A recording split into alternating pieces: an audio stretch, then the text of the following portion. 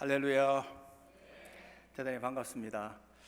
오늘 하누리 교회에 와서 또 예배를 드리게 된 것 감사하고 또 말씀을 나누게 되어서 너무너무 감사합니다. 제가 일전에 왔을 때 한번 가르쳐 드렸는데 기억을 잘 하시는지 모르겠어요. 시험해 보겠습니다. 세상에서 가장 아름다운 경치는 뭐라고 그랬죠? 예상대로 전혀 모르고 계십니다. 세상에서 가장 아름다운 경치는 환한 얼굴입니다. 환한 얼굴이 아니고 환한 얼굴입니다. 여러분들의 환한 얼굴을 보니까 오늘 하나님 은혜가 우리 가운데 충만한 것 같습니다. 진심으로 여러분들을 다시 그리스도 안에서 만나게 된 것 기쁘게 생각하고 오늘 말씀을 전할 수 있는 기회를 허락해 주신 오 목사님께 감사를 드립니다. 사람들은 삶의 질이나 인격에 따라 각각 고유한 냄새와 특성을 가진다고 합니다. 셰익스피어 그러면은 영국의 향기라고 말하고요. 또 인도의 간디는 또 자유민을 향한 또 인권을 향한 향기다 그렇게 말하고, 또 우리나라의 유관순 열사나 김구 선생 같은 분은 애국사랑, 애국정신, 나라사랑 그런 정신이다, 그런 향이다 이렇게 말할 수가 있겠습니다. 그렇다고 한다면 조금 각도를 달리해서 오늘을 살아가고 있는 우리 그리스도인들에게서 나타나야 될 그런 특징 있는 모습, 냄새는 무엇일까?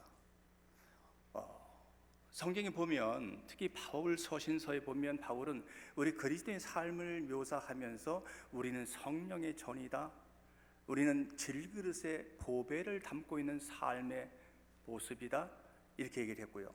또 우리가 오늘 보았던 고린도후서 2장 다음 장에 보면은 우리를 그리스도의 편지다 또는 그리스도의 사신이다, 엠베세더, 그리스도를 대신하는 그리스도의 사신이다 이렇게 말을 하고 있어요. 또 오늘 본문에서는 우리를 그리스도의 향기다 이렇게 말하고 있습니다. 그러니까 각각의 삶의 질이나 그 인격에 따라서 냄새를 가지고 산다라고 할 때 우리 그리스도를 마음에 품고 있는 그리스도인들은 그리스도의 향기다. 그러면 이 그리스도의 향기는 어떤 것인가? 그 정체성은 무엇일까? 그리고 우리는 그 향기를 어떻게 드러낼 수 있을까? 오늘 본문을 중심으로 함께 말씀을 나눠보도록 하겠습니다. 본문 14절에서 바울은 이렇게 말합니다. 항상 우리를 그리스도 안에서 이기게 하시는 하나님, 그리고 우리로 말미암아 각처에서 그리스도를 알게 하는 냄새를 나타내신 하나님께 감사한다.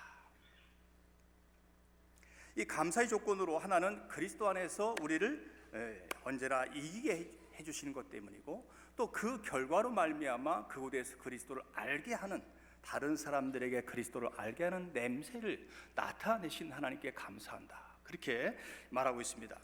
이 이기는 것과 그리스도를 알게 하는 냄새를 나타내는 것은 긴밀한 연관성을 가집니다. 우리가 믿음을 가지고 우리의 삶의 현장에서 이기는 것, 이것이 곧 그리스도의 냄새를 드러내게 하는 것이고, 또 우리가 삶 속에서 그리스도의 냄새를 아름답게 풍겨내면 그 현장은 무슨 현장일까요? 우리가 이기는 현장이죠. 왜 바울은 여기서 이긴다는 말을 하고 있을까요? 그것은 당시 고린도 교회의 사정과 형편이 어떠하였는지와 매우 밀접한 연관성을 가집니다. 1세기 당시 고린도 교회는 여러 가지 문제를 안고 있었어요. 고린도전서 1장에 보면 교회 안에 분쟁이 있어요. 성도들이 여러 파벌로 나누어져 있는 문제가 지적이 되고 있고, 또 성도들의 음행의 문제가 거론되고 있습니다. 심지어는 자기 아버지의 다른 부인과 더불어 음행을 저질렀다, 이런 부끄러운 얘기도 기록되고 있고요. 그런가 하면 영적으로 여러 가지 불신앙들, 우상 숭배 문제, 그리고 그리스도의 부활을 부인하는 문제, 이런 여러 가지 문제가 고린도 교회 안에 산재해 있었고요. 특별히 사도 바울을 향한 사도의 그 사도권, 바울의 사도권을 거부하는 그런 무리들이 있었습니다. 그런 이유로 인해서 이 바울은 항상 고린도 교회에 대해서 걱정거리, 근심거리, 그리고 항상 기도해야만 되는 그런 상황 가운데 있었습니다. 본문 12절은 이렇게 말합니다. 내가 그리스도의 복음을 위하여 드로아의 이름에 주 안에서 문이 내게 열렸으되. 그런데 13절, 그런데 내가 내 형제 디도를 만나지 못하므로 내 심령이 편하지 못하여 그들을 작별하고 마게도냐로 떠났다. 바울은 고린도 교회를 다녀온 디도를 속히 만나 고린도 교회 소식을 듣기를 원하고 있었어요. 바울은 그 당시에 마음에 늘 근심이 있었습니다. 근심이 가득했어요. 고린도 교회 상황을 생각하면 기도하면서 마음에 늘 평안이 없었어요. 그래서 고린도 교회를 다녀온 디도를 속히 만나서 교회 형편을 듣기를 원하고 있었죠. 바울은 그때 이제 계획에 의해서 드로아의 복음을 전달하고 이제 그곳에서 돌아오는 디도를 만나서 그곳 형편을, 교회 형편을 잘 듣게 될 것이라고 학수고대하고 있었습니다. 그런데 거기서 디도를 만나지 못하게 되자 드로아의 상황은 복음의 문이 활짝 열렸지만 바울은 디도를 만나기 위해서 그곳 사람들과 작별하고 마게도냐로 갔다라고 하는 것이 지금 14절에 12절 13절의 내용입니다. 저는 이 말씀을 묵상하면서 좀 마음에 당황스러움이 생겼습니다. 어떻게 복음의 대사도 바울이 복음의 문이 활짝 열린 현장을 뒤로하고 떠날 수가 있었을까? 의아스럽습니다. 고린도후서 9장 16절에 보면 내가 만일 복음을 전하지 않으면 내게 화가 임할 것이다. 사도행전 20장 24절 나의 달려갈 길과 주 예수께 받은 사명 곧 은혜의 복음 증거하는 일을 마치려면 나의 생명을 조금도 귀한 것으로 여기지 아니하노라. 이렇게 고백했던 바울이 지금 복음의 문이 활짝 열려 있음에도 불구하고 그곳 사람들에게 작별을 구하고 떠났다라는 것이 처음에는 매우 납득이 되지 않았습니다. 이 말씀을 계속 묵상하는 가운데 이런 깨달음이 들어왔어요. 얼마나 고린도 교회를 향한 그 마음이 사무쳤으면 이 복음에 대해 사도 바울은 복음의 문이 활짝 열렸음에도 불구하고 그들을 작별하고 고린도 교회의 소식을 가지고 오는 디도를 만나기 위해서 발걸음을 재촉했을까?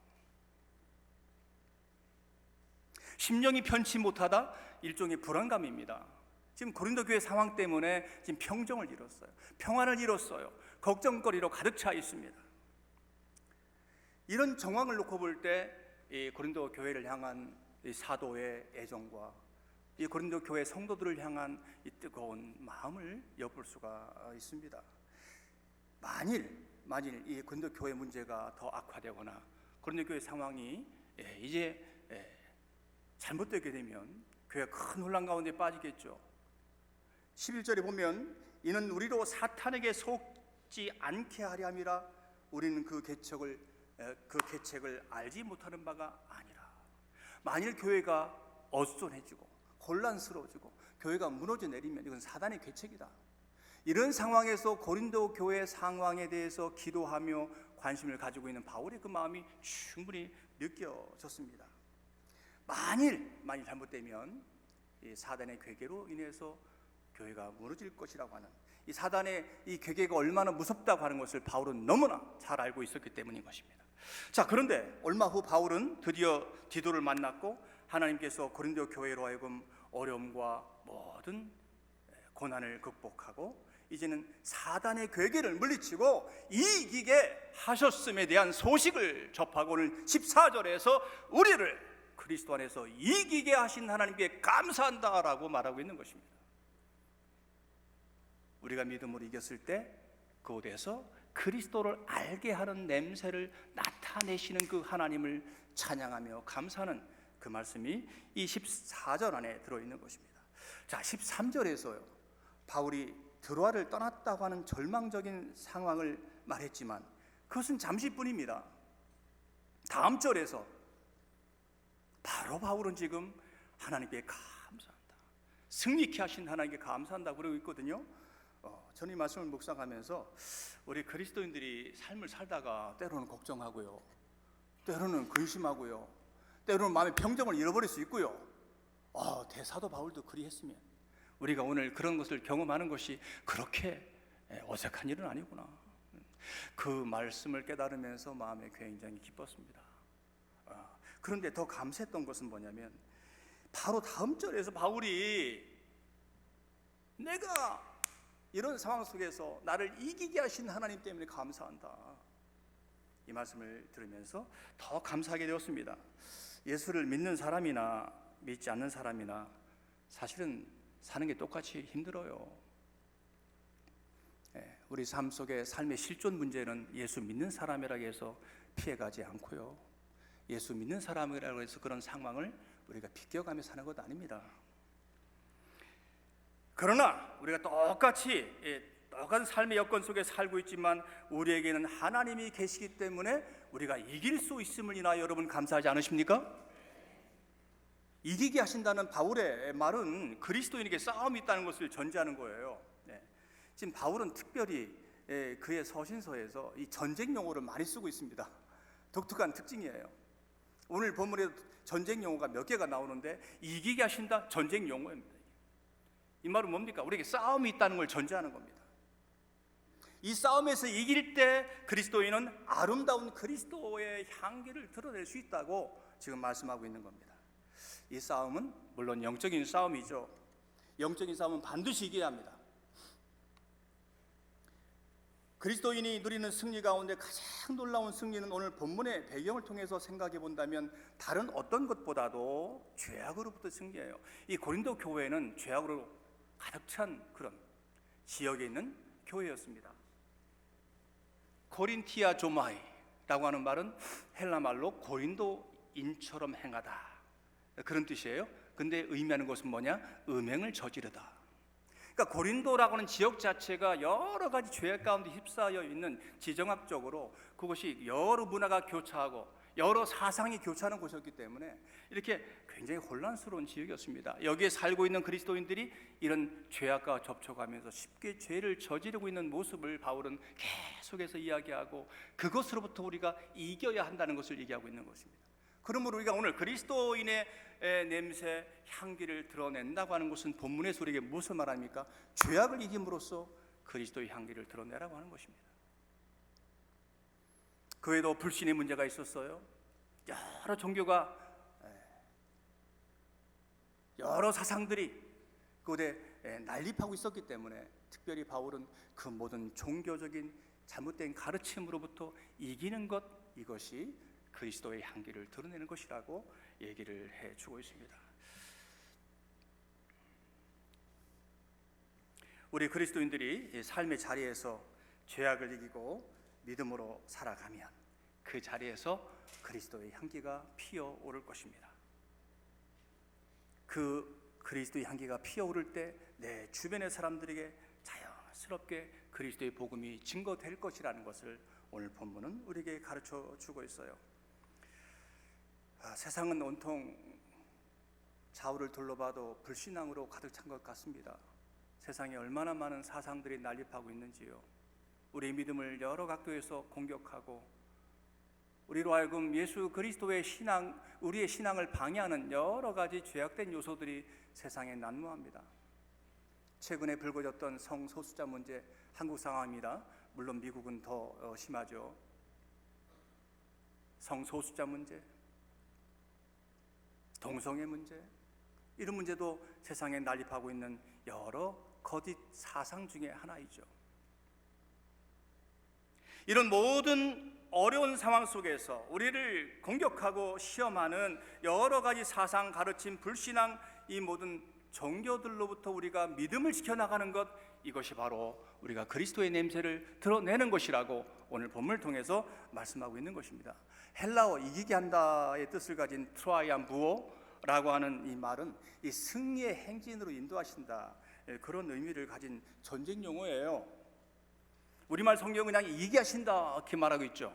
그런데 이 말을 NIV 영문 성경은 원어적 의미를 반영해서 leads us in triumphal procession, 이기는 과정으로, 이 원어적 의미를 충분히 살려서 이기는 과정으로 인도하신다, 이렇게 번역을 했습니다. 이것은 무슨 말입니까? 전쟁에서 얻은 장수가 대승을 거뒀어요. 이겼다 하고 승리를 한번 선언하면 끝난 것이 아니라 이기는 과정이라는 것은 트라이암부오라는 말이라는 것은 이긴 장수가 귀국을 하고 큰 사열대에서 모든 나라와 국민의 관심을 받아가면서 이 사열대를 치르는 것까지를 의미하는 용어인 것입니다. 개선장군의 환영식은 어떻게 이루어집니까? 이 위대한 장군이 승리를 하고 이제 사흘대가 다 기다리는 장소에 서 있습니다. 그러면 그때 막 빵빠레가 울려 퍼지면서 모든 백성들이 환영을 하고 함성을 지르고 그를 축하해주고, 그럴 때 이 우윳빛깔 나는 백말 4마리가 끄는 화려한 마차를 타고 이 개선 장군이 다 이제 행렬을 나서는 거죠. 뒤에는 병사들이 뒤따르고 있고 그 뒤에는 수많은 전리품들이 뒤를 따라오고 있고 위대한 행렬이 이제 시작되는 것입니다. 백성들은 계속 환호를 외치고 빵빠레는 계속 울려 퍼지고, 그리고 저쪽에 광장 한가운데 황제가 높은 곳에 앉아 있는데 그것까지 다 가는 거죠. 그 자리에 이르면 이 개선 장군은 투구를 탁 벗어서 자기 이 양팔에 끼고 그리고 황제를 향해서 올라갑니다. 또박또박 한 계단 한 계단 올라가죠. 그럼 황제는 어느 정도 그가 올라왔을 때 몇 계단을 내려가서 그 위대한 장군을 맞이하고 그 장군의 손을 높이 들고 백성들 향해서 다 포즈를 취하는 거죠. 그때가 절정입니다. 모든 백성들은 환송을 하고 큰 소리로 위대한 장군을 찬양하고, 그리고 그 황제는 승리한 장군으로 인해서 모든 영광을 위대한 황제라고 하는 칭호를 다시 한번 얻게 되는 것이고, 그 황제는 영광을 얻게 되는 것입니다. 이런 모든 것들이 트라이암브오라는 말 속에 들어있다는 것입니다. 우리 그리스도인들이 이 땅에서 세상을 이기는 사람으로 살아갈 때 세상은 우리를 통해서 하나님의 능력을 보게 될 것이라는 것을 이 단어가 의미해 주고 있는 것입니다. 우리가 이기는 삶을 살아갈 때, 우리가 그리스도의 냄새를 풍겨낼 때 하나님은 우리로 말미암아 모든 영광을 거두시게 되는 것입니다. 사도 바울은 아마도 이 말을 하면서 그리스도 안에서 세상을 이기고 승리한 성도들이 이 땅에서 승리의 삶을 살고 장차 주님의 나라에 임하게 될 때에 우리가 맞이하게 될 그 놀라운 믿음의 개선 행진을 머릿속에 그리면서 이 말씀을 했을 것이라고 저는 확신합니다. 우리 모든 하늘의 성도들이 장차 이 땅에서의 삶을 다 마무리하고 영광스럽게 모든 삶을 우리가 충분히 살아내고, 그리고 주님의 나라에 입성할 때 앞서간 성도들과 함께 그리스도께서 우리를 맞아주시면서 박수를 쳐주시고 우리를 향해서 모든 칭송의 말을 해주시면서 우리를 맞아주실 것을 여러분 기대가 안 되세요? 자, 그리스도인의 바라는 향기는 이기고 승리하는 향기일 뿐 아니라 또한 인격의 향기임을 본문은 보여줍니다. 이 전쟁에 승리하고 돌아온 이 그 장군의 개선식에는 그냥 밋밋하게 뭐 소리나 지르고 이렇게 뭐 환영하고 그러지 않았고요. 온 거리마다 이 향신료를 태우면서 뭐 아주 기분 좋은 냄새가 온 도시를 뒤덮게 했습니다. 냄새가 막 풍겨났어요. 여기서 냄새는 품질을 가리키는 말 퀄리티 혹은 인격을 가리키는 캐릭터, 이런 말들과 동일한 의미로 사용됩니다. 냄새는, 좋은 냄새는 이 품질 혹은 인격과 연관성을 가져요. 왜 그런지 아세요? 향기는 모든 사람들이 좋아하는 냄새잖아요. 그것처럼 어떤 좋은 물건은 확실한 품질로 그것을 보장하고요. 좋은 사람은 어떻게 인정됩니까? 좋은 사람은 우리가 어떻게 그런 분들을 인정하죠? 좋은 인격으로, 그들의 삶의 모습에서 보여지는 좋은 인격으로 우리는 좋은 분, 훌륭하신 분, 이렇게 인정해 드리는 거죠.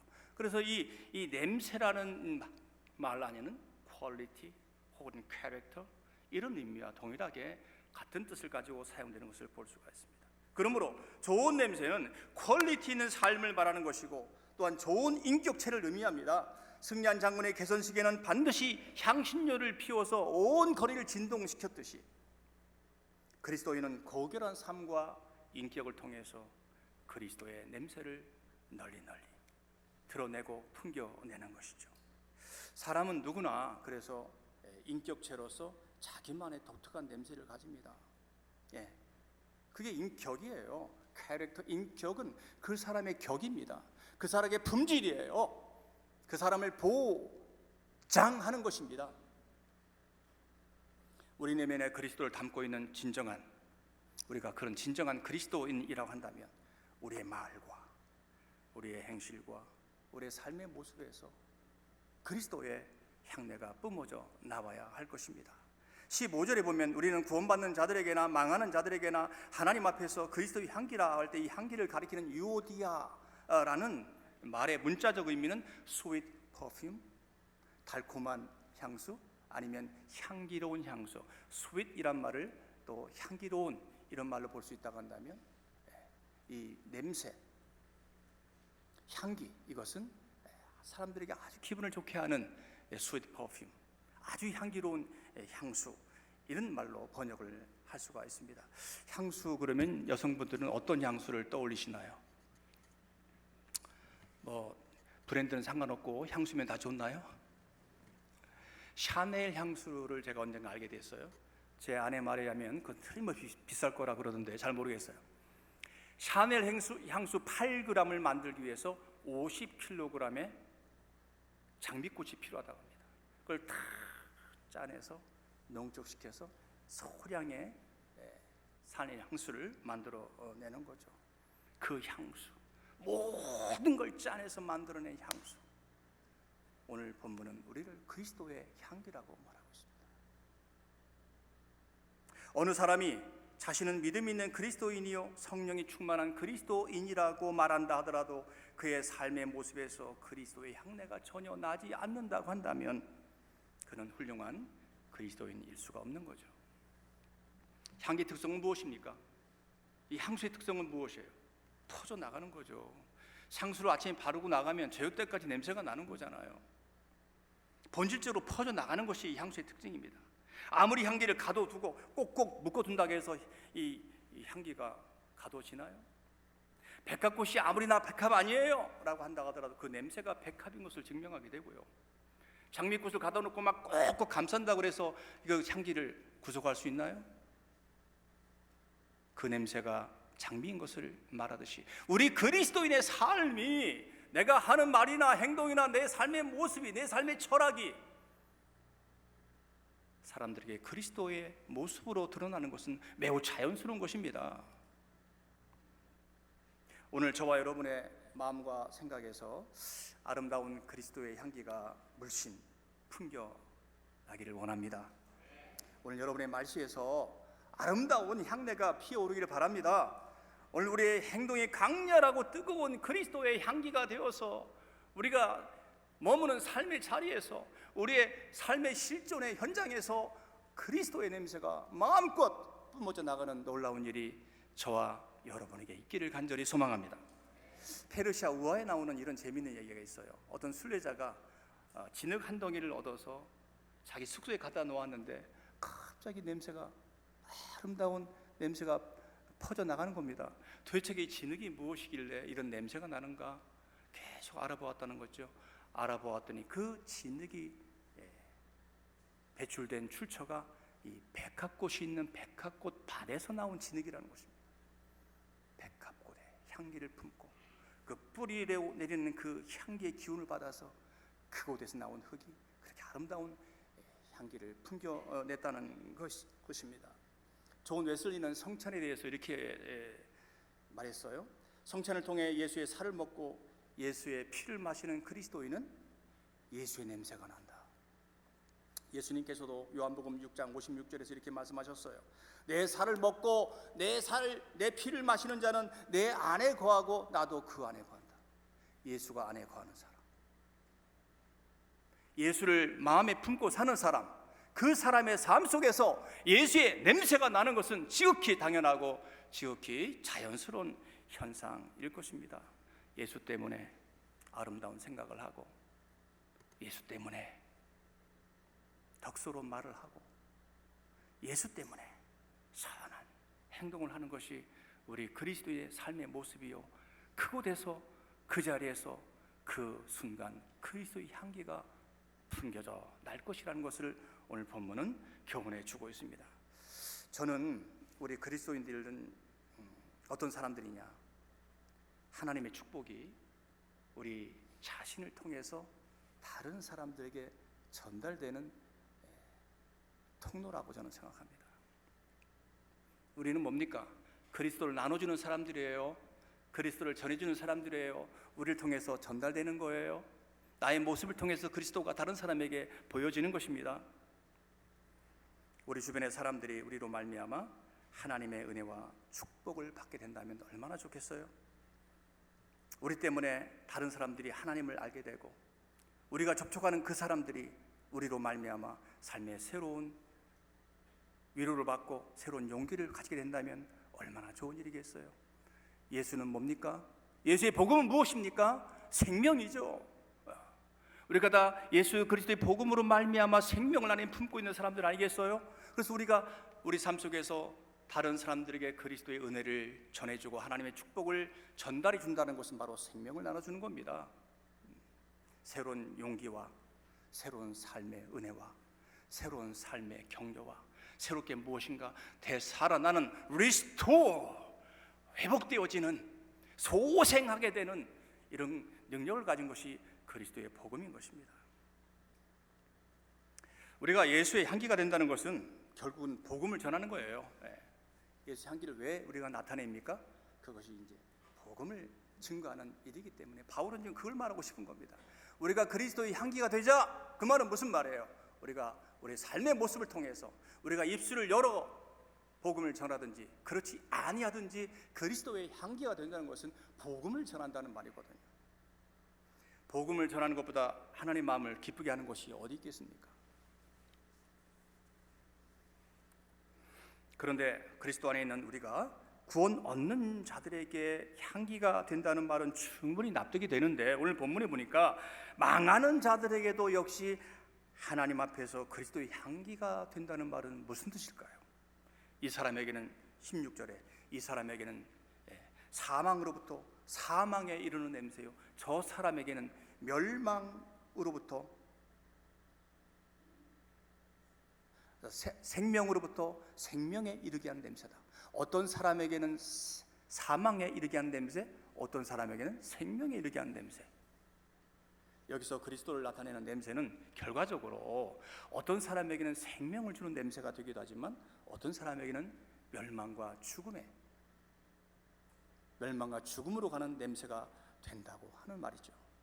흥미로운 것은 우리말 성경은 그냥 일관되게 여기서 냄새를 그냥 냄새로 계속 말하고 있어요. 사실은 같은 아스멘이라고 하는 같은 단어입니다. 근데 우리말 번역은 냄새, 어떤 사람에게는 생명으로부터 생명에 이르게 하는 냄새, 어떤 사람에게는 사망으로부터 사망에 이르게 하는 냄새. 그런데 NIV 성경은 이 망하여 가는 사람들을 말할 때는 smell of death, 죽음의 냄새다, 사망의 냄새다, 그렇게 말을 했고, 생명에서 생명으로 이르게 하는 냄새는 the smell of fragrance,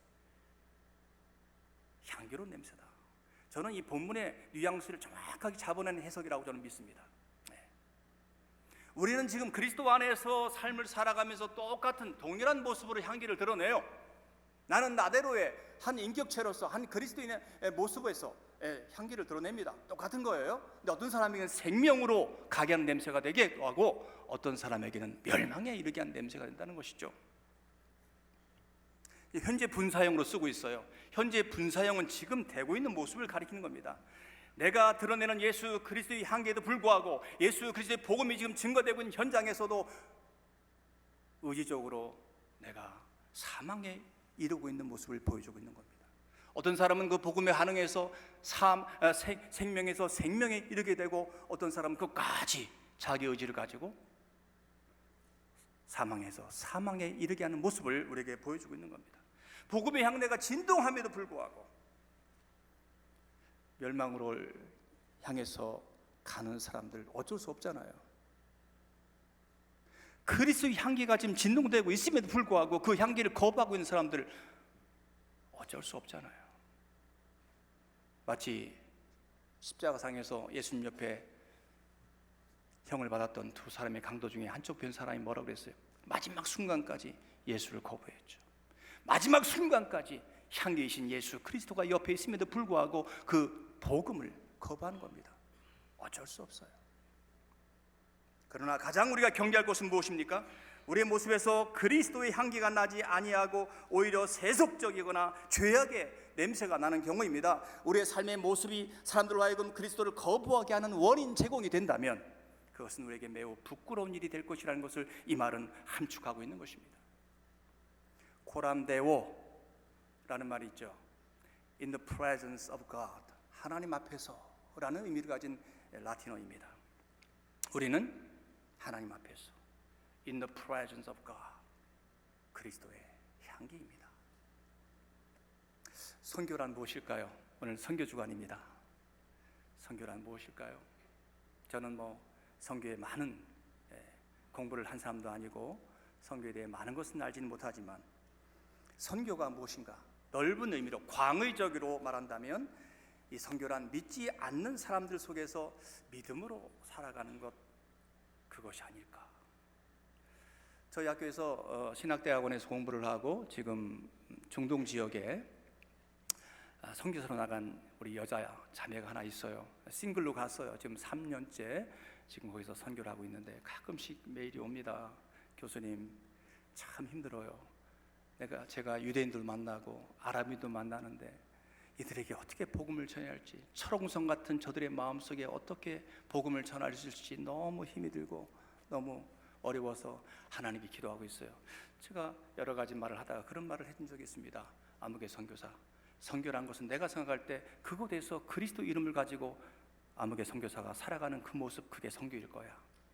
그곳에서 예수의 이름을 가지고 예수를 가슴에 품고 예수 그리스도인으로서 예수의 향기를 드러내면서 그곳에서 삶의 모습을 살아내는 것, 저는 광의적으로 본다면 그것이 선교이지 않을까 생각하고 있습니다. 우리가 살고 있는 삶의 현장이 선교지이고 예수를 가슴에 품고 살면서 예수의 향내를 드러내는 것이 저는 선교라고 그저 이해하고 믿고 그렇게 삶을 실천하려고 노력하고 있습니다.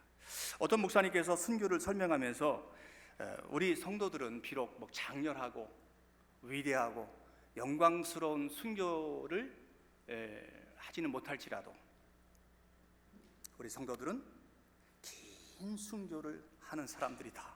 저는 그 말을 들으면서 아주 공감했습니다. 긴 순교. 우리는 삶을 살아가면서 한순간 한순간 예수 그리스도 때문에 때로는 고난을 받고 예수 그리스도의 신앙을 따라가면서 때로는 아픔을 당하기도 하고 예수 그리스도의 이름을 가지고 예수 그리스도인이라는 신분을 가지고 살아가면서 때로는 하나님께 헌신을 드리고 우리를 희생하는 것, 이 모든 것이 결국은 긴 순교의 여정이 아닌가, 그런 면에서 매우 공감한 적이 있습니다.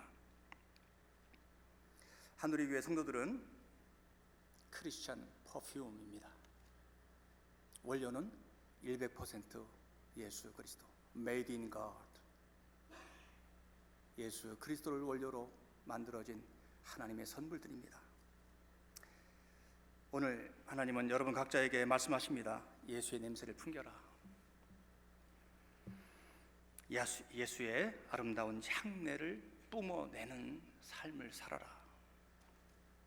우리의 삶의 한순간 한순간의 모습에서 예수의 진한 향기가